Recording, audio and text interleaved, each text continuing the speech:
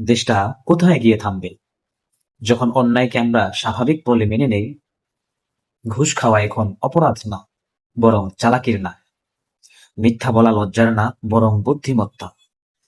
এই দেশটা কি এমনই হওয়ার কথা ছিল?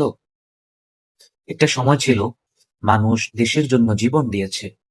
আজ মানুষ দেশের জন্য একটা সত্য কথাও বলতে চায় না। কারণ আমরা ক্লান্ত, কারণ আমরা ভয় পাই, কারণ আমরা ভাবি আমার একবার বললে কি হবে। কিন্তু ইতিহাস বলে একজন থেকেই পরিবর্তন শুরু হয়। যদি আমরা আজ নীরব থাকি, আগামীকাল আমাদের সন্তানেরা প্রশ্ন করবে, তোমরা তখন কি করেছিলে? সেদিনকে আমরা চোখ নামিয়ে বলবো আমরা কিছুই করিনি? দেশটা থামবে না যদি মানুষ এখনো বিবেক বাঁচিয়ে রাখে। দেশটা থামবে না যদি সত্য বলার সাহস কেউ হারায় না।